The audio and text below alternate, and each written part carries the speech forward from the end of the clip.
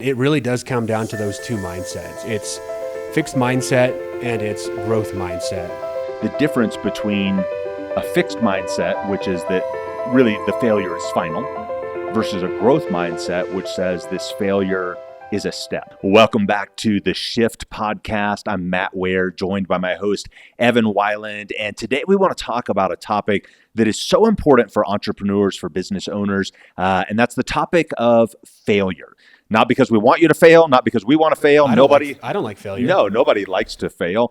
But what we know is that it is a part of the entrepreneurial journey. It's a part of the entrepreneurial experience. And so rather than pretend like it doesn't exist, sweep it under the rug, don't talk about it, don't ask, don't tell, we decided to just kind of pull the curtain back and shine a spotlight on it, because learning how to fail and fail well, I think, is super important. Yeah.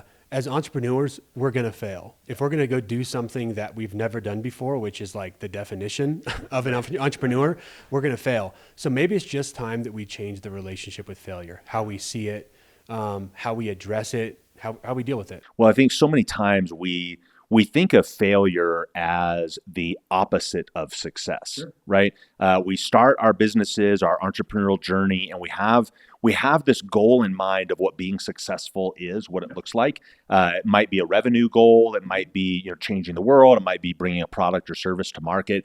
And we think that that's success. And so any failure that we encounter along the way feels like it's the opposite of that. It feels like it's standing in the way, or it's the obstacle. And in reality, what I believe, what I've learned is that failure is not the opposite of success. Mm-hmm. It's actually part of success. It's the path. It's the stepping stone that helps you get there. And one of my heroes, and I love historical figures because I think there's so much you learn from their lives. One of my heroes is Sir Winston Churchill, the great wartime leader of Great Britain in World War II.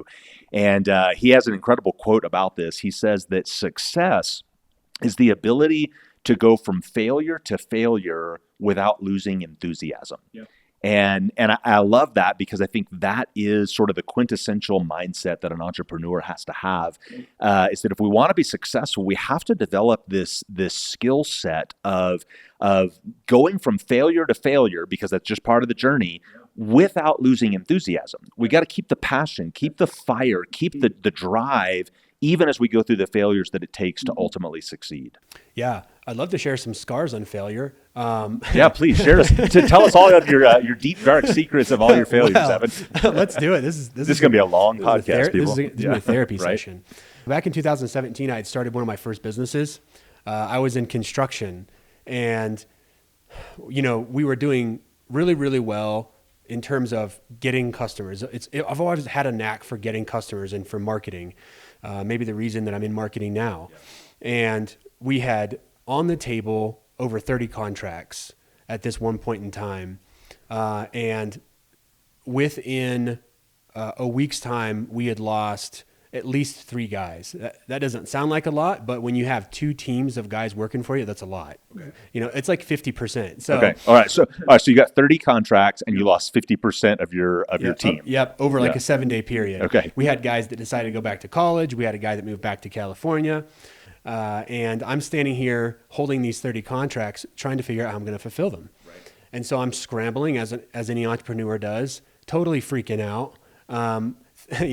Expecting the worst, losing deals, vendors are going to be mad at me. But I just put my head down and I started trying to solve the problem, despite of this fear of things going completely sideways. So I started calling vendors. I started asking for 30-day extension. I said, hey, give me 30 days. I'll make you whole. Started calling customers saying, hey, look, we've lost guys. It's going to take some time to onboard new people and train them. We don't want to just hire anyone off the street. We want to do quality work and stand behind that. But one of the hardest things about that experience was that my reputation was on the line. That was tough. Yeah. I didn't want to be the guy that didn't do what he said he was going to do, and had to back out of a situation because of it. Yeah. Well, and I think that's an important point to make, that, failure comes in all shapes and sizes, and it affects us in different ways. And I think, yeah, we do have that sense as entrepreneurs. Like on the one hand, there's the business, the actual fail of the business itself, right? Like we couldn't deliver, the product or the service was subpar, we lost the contract or whatever. That's one side of it, and we hate that. But I think this thing you're talking about reputation, that's probably an even bigger deal, because for most people, they go into business, regardless of the phase that they're in, they might still be in the startup phase, or maybe they are scaling or growing, but still they feel this very personal connection to the brand, to the company. And so any failure feels like it's their name, their reputation that has failed or is failing. But it sounds like what you learned in the process, and I think we'll unpack this, today a little bit, is the lessons that you gleaned along the way probably made you better, made your company better in the process. Really difficult time where you were failing, or at least felt like you were, but it made you better in the end. And I think that's a part of the journey, right? And my understanding, and I want to ask you to speak to this, is that particularly in the tech industry, it's very common to hear this phrase or this concept of failing early and failing often. Sure. Talk about that and about how important that is in an entrepreneur's journey. Yeah. So yeah, I do work with software development companies, and their job is to build software for someone else. It's B2B software development. Okay. And a lot of the companies, they build software for SaaS companies. Within SaaS, software as a service, they have a product development life cycle. So they may go from prototype to MVP to go to market. And when we say MVP, explain that. Yeah, sure. Anybody that doesn't understand that. Yeah, MVP stands for minimum viable product. Okay. And it's this MVP stage in which they're supposed to fail. They're encouraged to fail. They're encouraged to go out to the community, ask them if this is what the marketplace wants. Yeah. You typically have a small community of 100 people to begin with, called early adopters. And the job is to go to these early adopters and say, hey, is this what you're asking for? And you want them to give you the unvarnished truth. Okay. Because if you go into it with, hey, everyone's going to love this as much as we love it. Let's build stuff that we love and then hope that other people love it too. It's a really great way to fail, right. In a really bad way, because you don't know how long you've been failing, right. And you've spent enormous amounts of money to simply do the R&D. Yeah. Okay. So this idea of failing early and failing often, really maybe another way of saying it, another way of phrasing it would be, it's better to fail small than to fail big, right? So failing early and failing often is a way that we can fail when it's there's not a lot at stake, right? When it's a small hand on the table, in order to avoid failing at a much bigger level, like the company going bankrupt, right? It's one thing for this version of the software to have too many bugs to release. That's way different than the whole company going under. Yeah, or just spending $1 million and 3 years in to come to find out that it's not what people want. That's going to be epic fail. Right. That's like epic fail, right? Yeah. Better to fail when you're in the MVP stage, where you've put in seed money of maybe $50K, right. and you've come to find out that this is not what people like. Right. Yeah. Yeah. Well, and I think some of this really comes down to a mindset issue, right?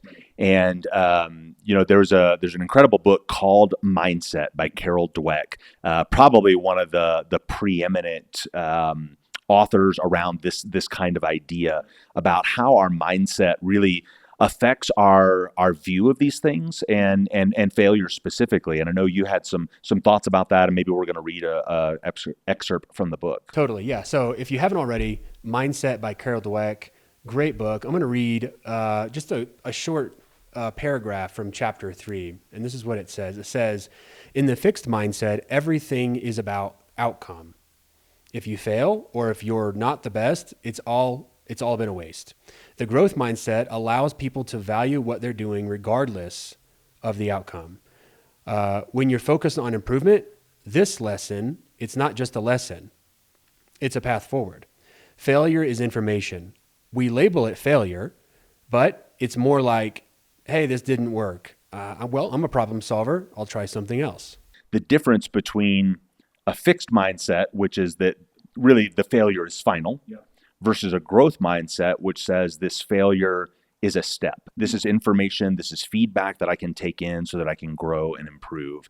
And I think that mindset shift is a huge deal, especially for an entrepreneur. It really does come down to those two mindsets. And she covers it so well in the book. It's fixed mindset and it's growth mindset. But I think, this is just me, I think it all really does come down to ego. I think if someone has a really large ego, they don't want to lose. They can't lose. Sure. And when their reputation is on the line, then they have even more reason to not fail, and look bad in public. Yeah. Well, I think if we're being honest, all of us have ego. Nobody has no ego, right? Even the most humble, well adjusted person, right? Like we all have that sense of wanting to win and be successful, and particularly for those of you watching and listening, you're business owners, you're entrepreneurs, so we know you have ego. Otherwise, you wouldn't have had what it takes to get into this thing called business in the first place.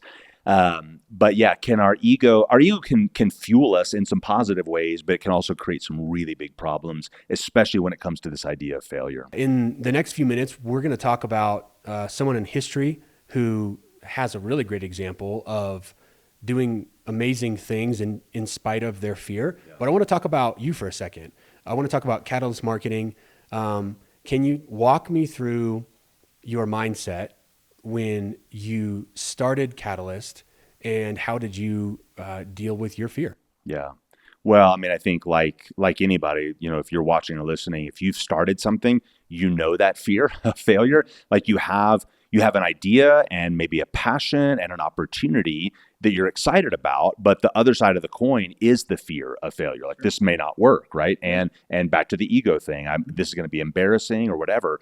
I think I got to the place, and this is where most entrepreneurs get to, if it gets to market, is to say my faith in this is bigger than my fear of this. And I think it's this idea of changing your relationship with failure. It's not that I anticipated that I wouldn't fail at any step along the way. I never thought I would fail in the big picture. I knew I would just fail, early and often in the process, right? And so that's what kept me going when my outreach strategies and client acquisition wasn't working the way that I thought it would. When some of the early ad campaigns that I was trying, it just didn't. It wasn't bad, but it wasn't like the home run success that I envisioned. So many things along the way that you say this was the plan, but then nothing went to plan, and I don't think it ever does. In entrepreneurship, but I ultimately just always had this sense of this may fail, but this small thing may fail, but this big thing is not going to, right? Because I've got what it takes to stick it out, and I think it's this changing relationship with failure. To say that instead of being afraid of it, instead of having a fear of failure, I'm actually going to become friends with failure. Yeah. Failure is my friend if I can learn from it, I can glean from it, I can take these, have these takeaways that now make me better in what I'm doing. Yeah. Back to the fail early, fail often, right? Like if every one of those is a building block for your business, then you can actually make failure your friend. This is my constant companion because it's making me grow. And that is a shift in mindset, right? But that's the place that I tried to get to and have tried to stay in. And it's not easy to do, right? Because our human nature doesn't like that. But I think that's been part of my story over the last couple of years, is saying I'm not going to be afraid of failure. I'm gonna embrace it and be friends with it. Let's get into this historical figure. Yeah. Who, again, must have had a very healthy relationship with failure. Thomas Edison, of course, one of the most famous inventors ever, really, in history. And many of you, you're watching, you're listening, the story, or at least the urban legend of the story is that he tried 10,000 different things before he found a working prototype of the light bulb. Right. And, whether that's actually true in terms of that number or not, we know it was a significant process, journey. But what he famously said was, I have not failed. I've just found 10,000 things that don't work. And I love that phrasing, and sometimes words mean everything, right? The way we say something means something, and And I put myself in his shoes. And again, the number being, maybe irrelevant, but I put myself in his shoes and I, I think I'm friends with failure. I think my ego is in check. I think I'm well adjusted and well balanced. I don't know if I have what it takes to find 10,000 things that don't work. I don't think so. I know. Right? A handful or a dozen maybe, but then at some point I'm pivoting. I'm chasing a new shiny object. I'm going to do something different. But I love, the tenacity, the resilience, which, I mean, those could be whole other topics, for another episode. But I think it's this idea of just his mindset. I haven't failed. I'm just finding things that don't work. Great. Now I've eliminated that. So I don't have to come back to that anymore. I've learned, I've grown, and now I'm just moving forward. I think this is a really fun way to reframe your relationship with failure. You could look at it as dashboard fear, what's ahead, that paralyzes you from even taking the trip. And then you can look at it as rear view mirror fear, which, makes you feel yucky about what's happened. Right. I think, this is just my perspective, I think with Edison, he had an epic rear view mirror kind of relationship with fear. Yeah. Like, it's like, no, this is 10,000 ways not to do it. Yeah. I don't think that he was exhausted at looking backwards at what he had done, especially because he had accomplished his goal. But I think there's something special about someone like that. When they have a passion for what they're trying to do, what they're trying to build, the ego seems to go out the window. Yeah. And I think for Edison and so many entrepreneurs, that's the case. I think it's key. Yeah. Well, and I think, like you said, there's the difference between a fear of failure in some ways can paralyze us because we've sort of overblown in our minds what it might be. We catastrophize, we make everything a worst case scenario, when in reality, the worst case scenario very rarely happens. It's usually a much more muted version of that. And to your point about the rear view, I think for the most part, we can look back on our failures and say that what seemed like the end of the world in the moment, now with a little bit of hindsight, doesn't feel like that big of a deal. And in some ways, we might even be thankful for it because of how it helped us grow. Thinking back to your story with the construction scenario, I mean, I'm sure it felt like a big deal in the moment, right? 30 contracts, you've lost 50% of your crew. But as you look back, I'm sure you can still feel the twinge of pain, but I bet you would also look back and say, man, this made me a whole lot better as a business owner. Totally worth it. Yeah. Totally worth it. So here's what I'd like to do, Matt.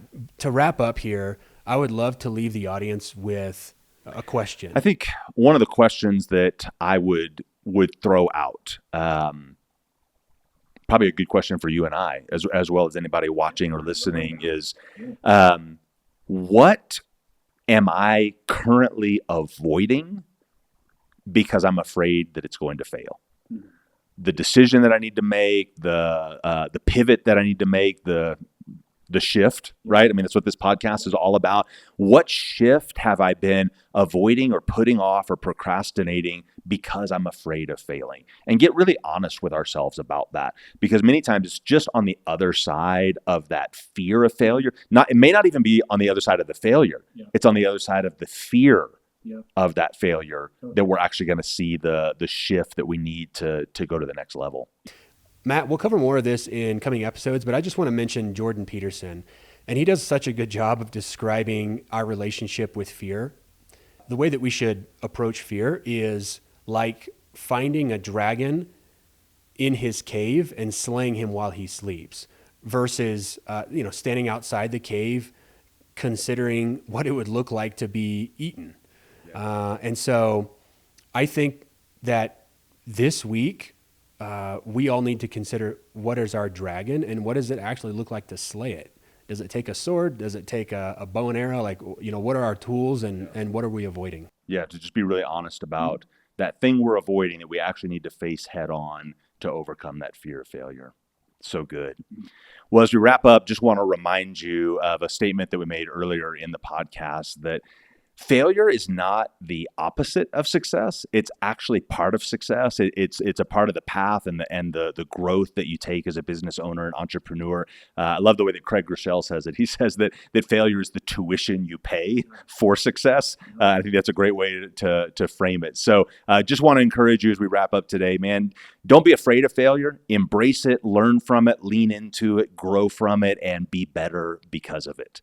Thanks so much for listening, watching to this episode of the Shift podcast. We would love it if you would share with friends, people who you know could benefit from it, and of course, subscribe so that it comes right to you every week when we drop an episode. Hope you have a great week. We'll see you soon.